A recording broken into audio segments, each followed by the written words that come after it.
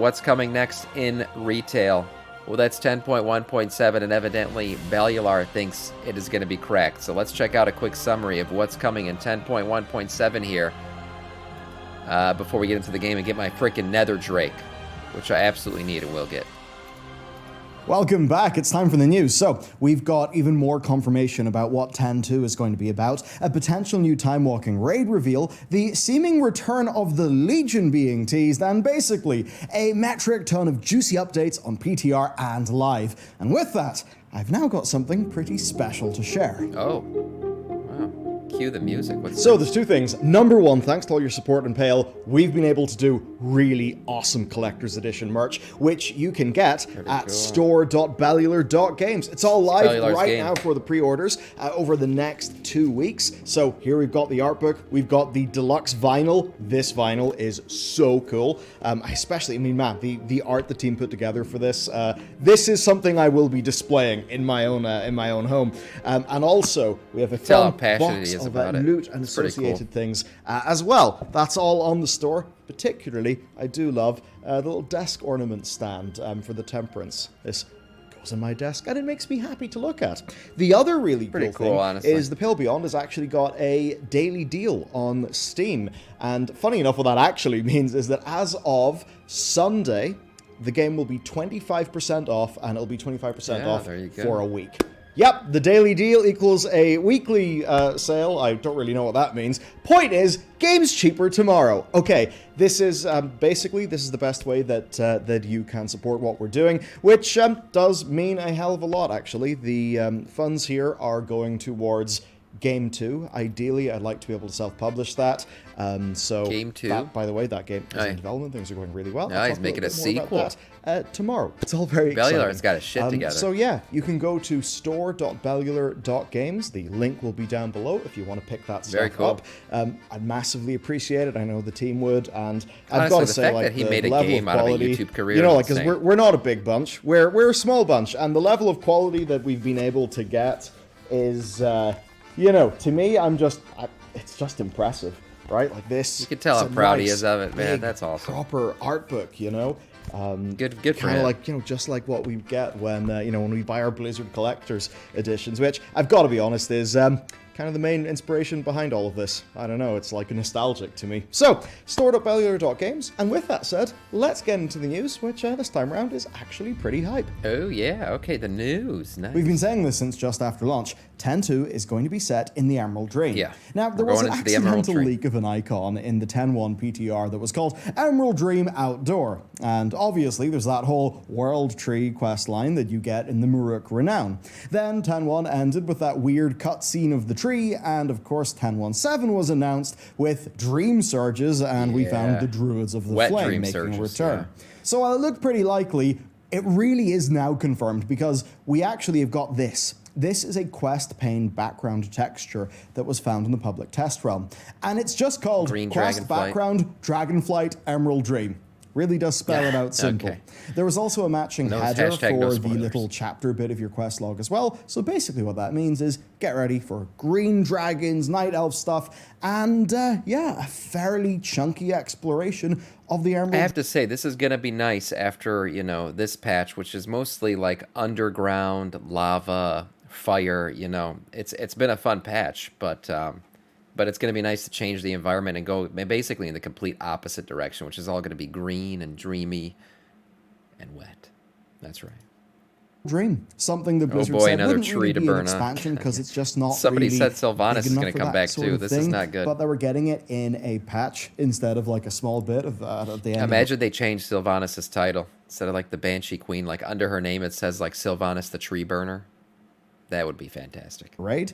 That's kind of sweet. Okay, so when we killed Argus and we put Sargeras in that big cage building, we kind of figured that would be it for the Burning Legion, that we wouldn't see them for ages. And it was kind of like that, but evidently not forever. On the public test realm, a new skybox was found for what we believe to be a new Draenei quest line. Yeah, the Eridar one that, of course, will unlock for you the Eridar customizations. That's right. And it's a spooky looking sight, isn't it? The skies of Argus full of Legion ships, and there's actually some new, rather eye-opening flavor text.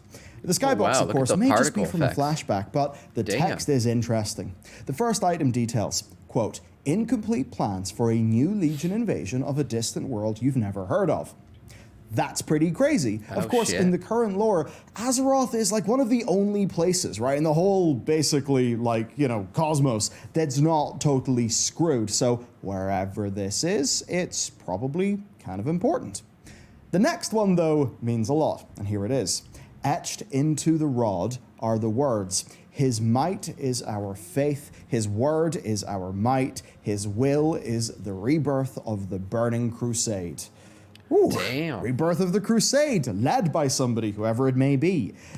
Is this just a prayer, perhaps, to Sargeras? Maybe one day, hoping for his return? Rebirth of the Burning Crusade Classic. That's what they're Well, doing. check out these NPCs, right? They're called Helnarathian demons. You may be thinking, Helnarathian, what the hell is that? Well, Lord Helnarath was a dreadlord from Vanilla's Warlock Mount questline and was the ruler of Zoroth.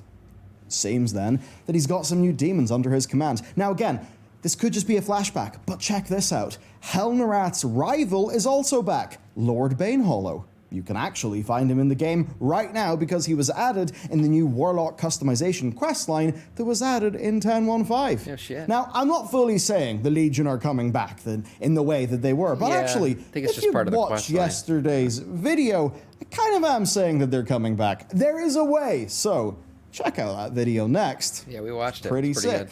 Speaking of things that could be back at any time, what about Return of the Garrosh? Legion. Not literally, but in the Siege of Orgrimmar. I say this because a database on the PTR has actually seen every single item for the raid be, copy-pasted, seemingly, including the no longer available Garrosh heirloom weapons. Time-walking Siege of Orgrimmar. Yeah. Now, that does, I think, point towards Siege of Orgrimmar being the next time-walking raid, Yeah. because that is how they handle the time-warped items in terms of the game's, like, data. And get this, right now it's Legion time-walking week, which does mean, by the way, it's pretty handy for leveling your Believe it or characters from not. six. Hear me out, guys. Hear me out. Believe it or not, I never did Siege of Orgrimmar. Nope, never did it. Never did. It was really busy at the time with finals and everything, and then just never got into it, never did it, never was geared enough. So doing this on time walking will be my first time. 60 to 70. But that means that Pandaria won't be back until the middle of October, and that is plenty of time to get the Siege of Orgrimmar up and running. It's, of course, not been confirmed by Blizzard, but it does Also, make wasn't sense. it like one of the Now, have longest most raids minor ever? bones to pick? Hey, Ian, in a few interviews, including one with me, we were kind of all thinking about the Throne of Thunder being the raid that would be chosen, because it's genuinely amazing, and I also know that it's Ian's personal favorite. But I guess that means that his own biases didn't factor into it. Maybe Siege does mean that the now unobtainable heirlooms, that they get to be back in the game. Maybe that's a pretty acceptable reason. Perhaps Blizzard have also realized, Garrosh, big name character, probably more people will recognize him than the Lei Shen stuff, I guess. Seriously though, do more of this. I want to take my guild through the Lei Shen fight. And one final thing about these time-walking raids, they are more relevant than they were in the past because, of course, of the item upgrade system, which does let the gear from them actually shine just that little bit more. Sylvanas is back. You get the This is just a quick bit, but technically Sylvanas returns. Not really. So Sylvanas has been data mined. It's not a new model for Sylvanas. It's not just in time for the new world tree to be planted. This is not good. This is not good. PC. Instance of Sylvanas. No, it's just a spell called Sylvanas. So when I say Sylvanas is back, I'm being unhelpfully literal. This is perhaps part of the Forsaken Heritage quest. Maybe there's a chance that she is spawned in a vision, an echo, or in a flashback. There are some data mined tabards that show her symbol, the mask, and then, of course, the ones without, implying perhaps that the Forsaken maybe... That's right, she might not actually be back. This might just be part of the Forsaken Heritage Armor questline, like some kind of flashback or something. Split on who they're going to support, right? Like, will they support the Desolate Council and disavow Sylvanas? But maybe, some people won't. Maybe they'll have some sort of amicable, way that they can move forward. Hard to say exactly, but certainly in the way that the Night Elf Heritage Armor questline is going to have to deal with what the hell's going on with the Night Elves, this one will obviously have to deal with the Forsaken culture and how they more properly move forward. Okay, it took a few weeks, but cross-realm trading is finally here. This was originally intended for the launch of 10.1.5, but then server stability issues happened. Now then, it's live, so you can just trade stuff, right? Even in cross-realm parties, which is really nice for, say, Mythic Plus runs or raids, when somebody's just missing some potions or vials, or perhaps you have a partner you can trust as a middleman and you want to move your own gold and items as you change servers. Ooh. The Hallows End revamp is live on the PTR. Now, it's actually testable, and I've got to say, this is impressive. They've got a whole new individual player-based hard mode that you pick just for yourself, where there are four Wicker Men, right? And each will give you a curse. And those curses will give you additional... So if you don't know, they completely redid the Headless Horseman fight. So there's all new mechanics and everything to deal with. Looks like they took inspiration from the new Mega Dungeons, a bunch of dodges of shit. In the fight. And if their mechanics hit you, you get a stack of Wicker Man's Shadow, which reduces your maximum health by 10% a stack. And then if you're just about to die, you get healed, but the curse is instead lifted. And the buff says, forfeiting their rewards. Ooh. Okay, so we've got no idea what the rewards are, but the idea here is you turn on all the hard modes, and if you can do that fight without dropping to super low health, you'll get some sort of reward. I think the idea of a hard mode that is there in a fight that everybody is doing, but that you sort of succeed or fail on in just a personal capacity. Yourself, I think that's a really interesting way of doing it. So, pretty cool. GG to Blizzard in that one. And the GGs continue because augmentation combat logging has actually been kind of broken, kind of weird since launch. Less that it was broken, and more that just it wasn't finished because they weren't getting credit for pet damage or some things that accumulate damage like Ignite and Execution Sentence. And that now has been fixed. So that means that Warcraft logs will now accurately show augmentation evoker damage instead of just giving demo logs and unholy decays way too much credit. Also, Warcraft logs, who are just doing awesome development work these days, they added a toggle for damage, so you can visually see what the bars look like without an Augvoker being there. Of course, Details is still not giving them credit for any of that buff damage though, so do keep that in mind. Details is not to be trusted if there's an augmentation evokers are ruining the And meters. then we got buffs and nerfs, because since I last did the news, we've had a lot going on, right? Some nerfs, but a lot of buffs. Most recently then, Guardian Druids got their big AoE damage shield brought down, Augvokers got their buffs nerfed in dungeons, and Brewmasters lost a chunk of AoE damage. But on the side of the buffs, Blood DK's Hunters, Windwalkers, Prot Paladins, and Prot Warriors got between 5 and 15% buffs to either their core damage spells or just like their class aura for overall improvement. So that's really nice. Shadow Priests then got some humongous buffs, but at the cost of their AoE damage spread because Psychic Link was nerfed in return. Resto Shamans then got a nice 5% healing buff too. Now, this of course comes after last week's news of the overpowered Augvokers, Mages, and Holy Paladins getting fairly major nerfs that happened shortly after 10.5's All Mythic Plus launch. groups were Of course, that. They're still strong, it's just that they're not completely busted. Especially the Augvokers. I mean, stacking them is different now. It actually caps at 4. Which was different. Remember in the past, the 25-man raid of nerfs. just so basically, Augvokers and no Blood more DKs. instant boss kills, as much as that was pretty hilarious to see at the time. Next then, great time rift quality of life stuff. So, the weekly quest now gives you account-bound rep and paracausal flakes, and now doing your first rift gets you 10 Drake fragments, which is pretty nice, if that's still a relevant thing to you. Then, we've got an account-bound paracausal flake crate that costs 500 and rewards 500, meaning yes, there is no alt tax. That's kind of big. Of course, these are mostly used for cosmetics, the most alt-friendly expansion but ever. You can buy some power in the form of those new trinkets. I'm not sure if we can expect to have no alt tax in the future, because this is mostly a cosmetic thing, so I wouldn't read into it too much. But still, it's a great change. I'll applaud it. I've also got to wonder if the loot bugs have been fixed. I mean, at the least, I feel I've been getting more. The boxes seem to be dropping more frequently, and also the dailies actually can drop encapsulated destinies now. Maybe it's just the first one of the week, I'm not 100% sure, but I think 2 of them last week actually gave me an encapsulated destiny. Who the hell knows? I suppose it's a shame there's no Obsidian Citadel-like grind you can do in between the time rifts, but I think as a core idea, the time rifts have been a really big success. I like the time rifts. Shame about the lag and all that, of course. Okay, gear PSA time. New mid-season gear catch-up for alts is here. Mythic Plusers with over 1,000 rating can spend 250 Flight Stones on boxes containing 4 out of 8 adventurer gear that is upgradable to item level 411.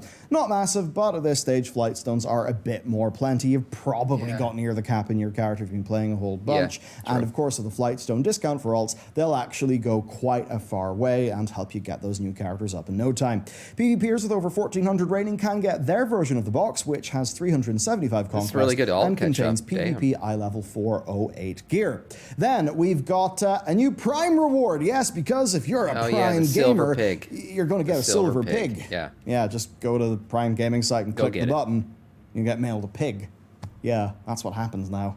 We've also seen surprise content, a Human Heritage questline epilogue that focuses on the new state of things in Westfall. It's just in the form of optional NPC dialogue, which basically just serves to make the story feel complete. It addresses some community concerns as well, and I think it's pretty much perfect. This is really the level of attention to detail. This was all about the Defias Brotherhood and stuff. I love that stuff. So, big win there, and I think the overall TLDR of that story is you've basically got a guild of the people who basically deserve, better, right? I think they're called like the Breadbasket Guild or whatever.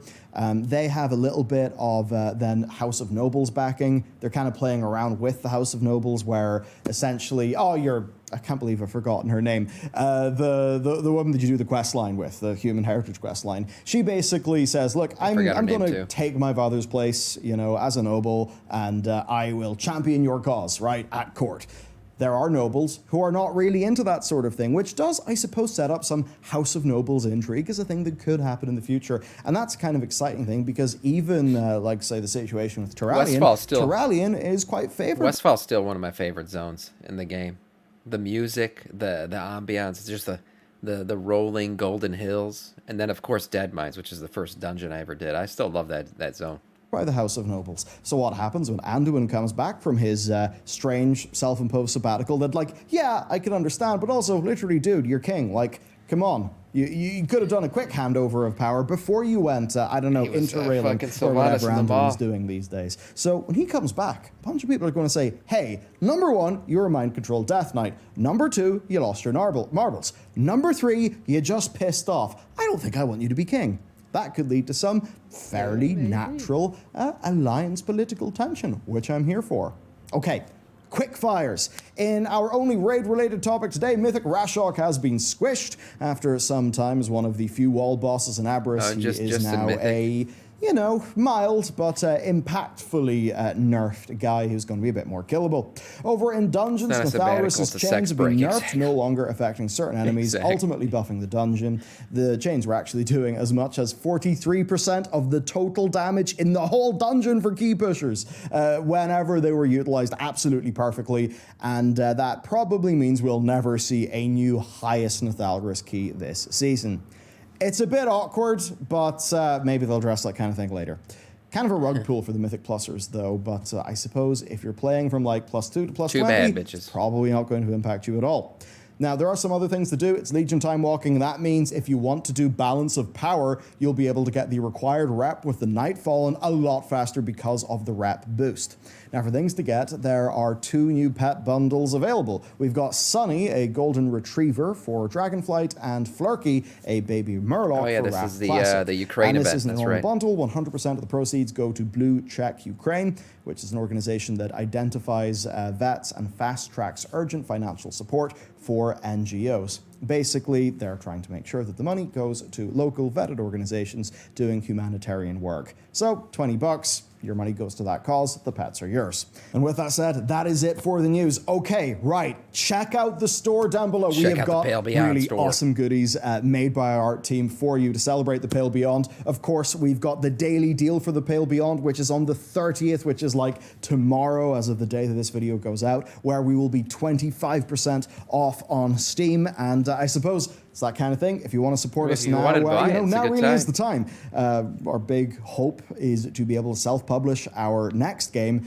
and I suppose with your support between the collector's edition and the vinyl and the art book, or perhaps picking the game up on the daily deal, this is a way where you get really cool stuff, and it might actually mean that we'll be able to self-publish. Of course, we'll see how it goes. I feel like Bellular just reinvests in his company constantly. He's done amazing work. So the guy loves check his stuff work. out. Have a fantastic weekend. What's up, Game I'll see you tomorrow. Pretty cool video. Honestly, coolest part was the Pale Beyond stuff and how proud he was of it, because he should be. It's great. 10.1.7 is going to be pretty cool. Another impactful, booty-filled in-between patch, which is nice to see.